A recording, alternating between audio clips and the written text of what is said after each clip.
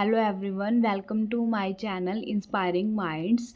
तो चलिए स्टार्ट करते हैं आज का हमारा टॉपिक। किस टॉपिक को स्टार्ट करने से पहले मैं आपको बताना चाहती हूँ कि जो कल हमने टॉपिक किया था ना, what is language, meaning of language, सारा कुछ किया था। ठीक है, अगर ये आपके पास टॉपिक आ जाता है, आज का टॉपिक क्या है हमारे पास, language as a rule govern system, जो आपके सिलेबस में फर्स्ट टॉपिक दिया हुआ है यूनिट फर्स्ट का। ठीक है, तो अगर ये टॉपिक आपके पास आ जाता है तो जो कल मैंने पढ़ाया था ना, मीनिंग ऑफ लैंग्वेज, ठीक है, इंट्रोडक्शन मीनिंग, तो आप पहले इस टॉपिक को स्टार्ट करने से पहले वो सब लिख के आओगे। ठीक है, उसकी इंट्रोडक्शन लिखोगे, फिर उसका मीनिंग लिखोगे, फिर उसके बाद आप ये स्टेटमेंट डाल के language as a rule govern system, फिर ये टॉपिक आप स्टार्ट करोगे। तभी वो वीडियो कल करवाई गई थी। ठीक है, वो टॉपिक को तभी पहले कंप्लीट करवाया गया था। ठीक है, तो चलिए स्टार्ट करते हैं आज का हमारा टॉपिक, जो है language as a rule governed system.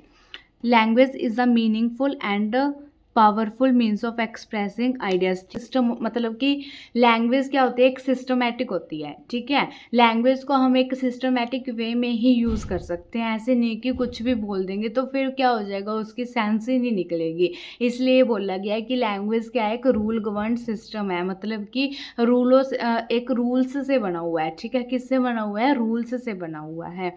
तो चलिए स्टार्ट करते हैं। Language is a meaningful and powerful means of expressing ideas. ठीक है, लैंग्वेज क्या है, एक मीनिंगफुल है, पावरफुल मीन्स है, माध्यम है किसका, जिससे हम क्या करते हैं, अपने आइडियाज़ को एक्सप्रेस करते हैं। ठीक है, दूसरों के साथ। For this a universal form of language is necessary, और ये आइडियाज़ को एक्सप्रेस करने के लिए हमें क्या चाहिए, एक यूनिवर्सल फॉर्म चाहिए होती है। ठीक है, which is named as the standard language, जिसका नाम क्या रखा गया है, स्टैंडर्ड लैंग्वेज रखा गया है। But the form of standard language is possible. ठीक है, लेकिन क्या होगा कि जो फॉर्म है स्टैंडर्ड लैंग्वेज की, वो तभी पॉसिबल है जब वो क्या होगी, बाउंड होगी किससे, सम प्रिंसिपल्स एंड रूल से, मतलब जब रूल से बनी होगी। ठीक है, लैंग्वेज तभी अच्छी और यूजफुल लगेगी जब उसमें क्या होगा, कुछ रूल्स यूज होंगे। ठीक है, विदाउट रूल्स के बिना तो क्या होगा कि language would be confuse and a person faces difficulty to express their ideas. ठीक है, लैंग्वेज के बिना तो क्या होगी कि मतलब रूल्स के बिना तो क्या होगा कि लैंग्वेज क्या लगेगी, बहुत कंफ्यूज लगेगी। ठीक है, और पर्सन्स को क्या होगी, डिफ़िकल्टी होगी अपने आइडियाज़ और थॉट्स को एक्सप्रेस करने में। द रूल्स और the structure of language are as a follows. ठीक है, तो चलिए अब हम इसके कुछ रूल्स पढ़ लेते हैं। तो फर्स्ट कंपोनेंट हमारे पास क्या है, साउंड। ठीक है, साउंड मीन्स ध्वनि। हमारे तो चलिए, the smallest unit of language is sound. ठीक है, जो स्मॉलेस्ट यूनिट होती है, मतलब सबसे छोटी इकाई लैंग्वेज की, भाषा की क्या होती है हमारे पास, साउंड होती है। ठीक है, without which language can not be imagine, जिसके बिना क्या है, हम लैंग्वेज को इमेजिन नहीं कर सकते। मतलब लैंग्वेज के लिए क्या होना चाहिए, हमारे पास साउंड होनी चाहिए। ठीक है, ध्वनि जरूरी है, सबसे पहले हम ध्वनि का ही यूज़ करते हैं जब लैंग्वेज को सीखते हैं। तो फिनेटिक्स और फोनोलॉजी, ठीक है, उनको क्या बोला जाता है, जो छोटी ध्वनि होती है ना, उसको क्या बोला जाता है, उसकी स्टडी करते हैं। ये वाली मतलब फिनेटिक्स मैंने कल की वीडियो में भी आपको समझाया था कि जो सबसे छोटी ध्वनि होती है उसको हम फनीम बोलते हैं, और जब उसकी स्टडी करते हैं तो उनको क्या बोलते हैं, फिनेटिक्स बोलते हैं। ठीक है, फिनेटिक्स या फिर फोनोलॉजी बोलते हैं। In English words are used that are derived from the Greek word, किससे बनी है, फोन से बनी है। ठीक है, और अब हम पढ़ते हैं कि साउंड के कितने पार्ट्स हैं, 3 पार्ट्स हैं। ठीक है, साउंड को कितने पार्ट्स में डिवाइड किया गया है, हमारे पास 3 पार्ट्स में डिवाइड किया गया है। फर्स्ट पार्ट क्या है हमारे पास, प्रोड्यूसर। ठीक है, सबसे पहले हमारे पास क्या होना चाहिए, एक प्रोड्यूसर होना चाहिए, जो वो क्या कर रहा है कि उस साउंड को प्रोड्यूस कर रहा है, मतलब उस साउंड को बोल रहा है। ठीक है, तो प्रोड्यूसर हम किसको बोलेंगे, the person who produce the sound is called producer. ठीक है, पर्सन जो हमारे साउंड को प्रोड्यूस कर रहा है, ठीक है, जो साउंड को प्रोड्यूस कर रहा है वो क्या होता है, हमारे पास प्रोड्यूसर होता है। ठीक है, सेकेंड हमारे पास क्या होगा, मीडियम या फिर कंडक्टर भी बोल सकते हैं। ठीक है, या तो मीडियम बोलते हैं या फिर क्या बोलते हैं, कंडक्टर बोलते हैं।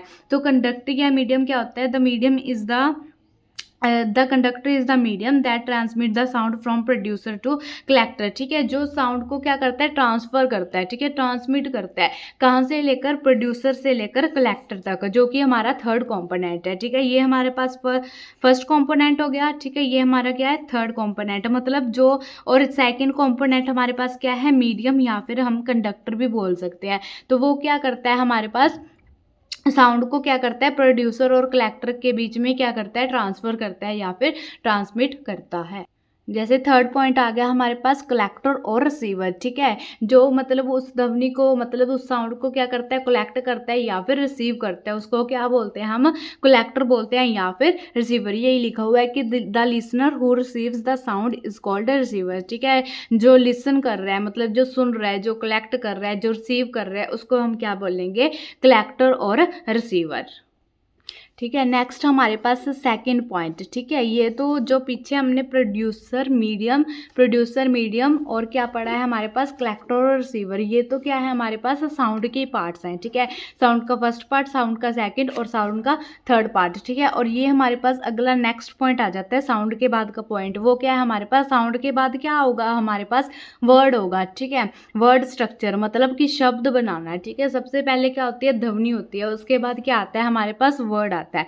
द स्मॉलेस्ट इंडिपेंडेंट, ठीक है, ये क्या होता है, छोटा होता है, ठीक है, इंडिपेंडेंट होता है and meaningful unit of language, ठीक है, इंडिपेंडेंट मतलब किसी के ऊपर डिपेंड नहीं करता, ठीक है, इसको और वर्ड्स नहीं चाहिए होते। जैसे पानी है, ठीक है, पानी क्या एक हमारे पास शब्द है और उसका एक खुद का मीनिंग है कि जब हमें प्यास लगती है तो हम क्या पीते हैं, अगर मैं आपसे पूछूं तो आप बोलोगे पानी, तो वो क्या एक वर्ड है जिसका एक मीनिंग है, ठीक है, और छोटा सा वर्ड है पानी और वो इंडिपेंडेंट है, किसी के ऊपर डिपेंड नहीं है, ठीक है, तो वो उसको क्या बोलते हैं हम, वर्ड बोलते हैं। जैसे प्रीफिक्स हो गए, सफिक्स हो गए and the compound are studies in word structures, ठीक है, ये प्रत्यय, उपसर्ग, प्रत्यय, ठीक है, इनको हम क्या किस में पढ़ते हैं, वर्ड स्ट्रक्चर में पढ़ते हैं, ठीक है। Using word in different ways is called knowing the language, ठीक है, जब हम वर्ड्स का डिफरेंट डिफरेंट मीनिंग्स में, वेज में यूज करते हैं तो उसको क्या कहते हैं कि हम लैंग्वेज को जान रहे हैं, ठीक है, हम लैंग्वेज को पढ़ रहे हैं। तो देखो जब हम नर्सरी क्लास से स्टार्ट हुए थे, ठीक है,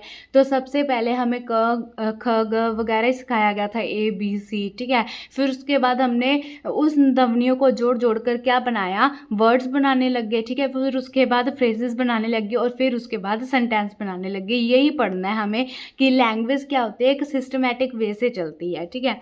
तो चलिए थर्ड पॉइंट पे चलते हैं, ठीक है, थर्ड पॉइंट हमारे पास क्या है, फ्रेज स्ट्रक्चर, ठीक है, फ्रेज स्ट्रक्चर क्या होता है हमारे पास, फ्रेज क्या होती है, when a word acquire the grammatically ability to use in a sentence, ठीक है, एक वर्ड को जब ग्रामेटिकली एबिलिटी चाहिए मतलब कि ये सेंटेंस नहीं होता, ठीक है, सेंटेंस जैसी होती है लेकिन सेंटेंस क्या होता है, उसका एक मीनिंग होता है, लेकिन फ्रेज क्या होती है, इसका पूरी तरह से कोई मीनिंग नहीं होता, ठीक है, करेक्ट वर्ड मीनिंग नहीं होता, is called phrase. Different grammatically forms of words, ठीक है, इसमें हम क्या पढ़ते हैं, ग्रामर के रूल्स पढ़ते हैं, ठीक है, ग्रामर की चीज़ें, जो चीज़ें मतलब ग्रामर से रिलेटेड होती हैं वो इसके फ्रेज के अंडर की जाती है, ठीक है, जैसे नाउन हो गया, प्रोनाउन हो गया और वर्ब्स हो गए हमारे पास, ठीक है। नेक्स्ट हमारे पास क्या है, सेंटेंस है, सेंटेंस स्ट्रक्चर। अब सेंटेंस तो पता है हमें क्या होता है, the complete meaningful and the insurative unit of life, ठीक है, जिसका कोई मतलब होता है, जिस चीज़ का कोई मतलब होता है, जैसे हम पढ़ रहे हैं, तो हम पढ़ रहे हैं, स्टडी कर रहे हैं, तो इसका मतलब क्या है,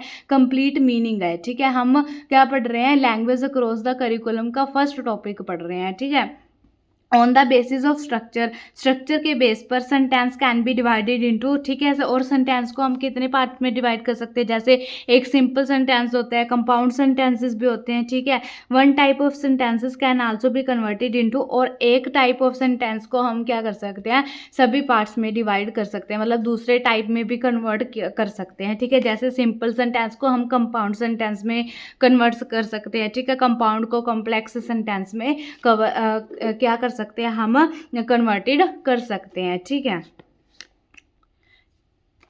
हमारा फिफ्थ पॉइंट क्या है, लास्ट पॉइंट, ठीक है, डिस्कर्स स्ट्रक्चर। ये क्या है हमारे पास, बिगेस्ट यूनिट ऑफ लैंग्वेज है, ठीक है, ये क्या है, एक मतलब सबसे बड़ी इकाई अगर हम कहेंगे लैंग्वेज की तो ये है हमारे पास, is discourse which is complete expressive unit, जो क्या है जिसमें हम कंप्लीट एक्सप्रेस कर देते हैं, ठीक है, किसी बात को कहना चाहते हैं उसको हम क्या कर देते हैं, कंप्लीट एक्सप्रेस कर देते हैं, मतलब जो चार चीज़ें हमने पीछे पढ़ी हैं, चार पॉइंट्स पढ़े हैं, सबसे पहले हमने साउंड पढ़ा, फिर उसके बाद हमने वर्ड पढ़ा, फिर फ्रेज पढ़ा, फिर हमने सेंटेंस पढ़ा, उन सभी चीज़ों का यूज़ किस में होता है, इस पॉइंट में होता है, ठीक है, इस स्ट्रक्चर में होता है, और ये जब स्ट्रक्चर पूरा बन जाता है तो उसको हम डिस्कर्स कहते हैं, ठीक है। Complete expression is not possible by one sentence, ठीक है, तो वो क्या कह रहा है कि सिर्फ सेंटेंस तक ही हमारे पास क्या है कि एक्सप्रेशन पॉसिबल नहीं है, ठीक है, उसको हम अगर हम सभी चीज़ों का यूज़ करेंगे तो ही हमारे पास क्या है, लैंग्वेज पॉसिबल है, ठीक है। तो हमें सारे रूल्स उसके यूज़ करने पड़ेंगे, ठीक है, लैंग्वेज को क्या करने के लिए, यूज़ करने के लिए। इन दिस वे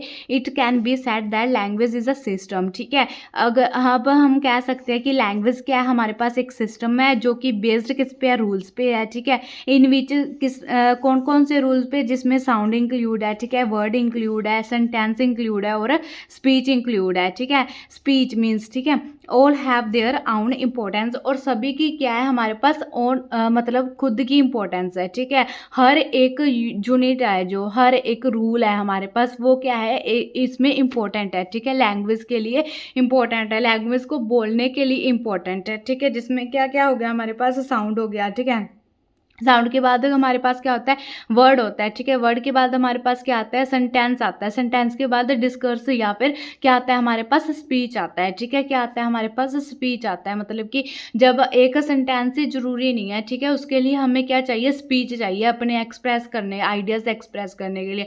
अगर मैं इस टॉपिक में एक ही सेंटेंस बोल देती और आपको कह देती कि कर लो, तो आपको कुछ समझ नहीं आता। मैंने क्या कहा, किया, स्पीच तैयार की, ठीक है, पूरी, मतलब इसको पढ़ा, समझा और फिर आपको समझाने आई हूँ, ताकि आपको भी क्या आए, अच्छे से समझ आए, ठीक है। तो गाइस, ये था आज का हमारा topic, language as a rule governed system, ठीक है। जिसमें हमने क्या किया कि लैंग्वेज कैसे बनती है, ठीक है, लैंग्वेज के कुछ रूल्स एंड प्रिंसिपल है जिसको हम फॉलो करते हैं, ठीक है।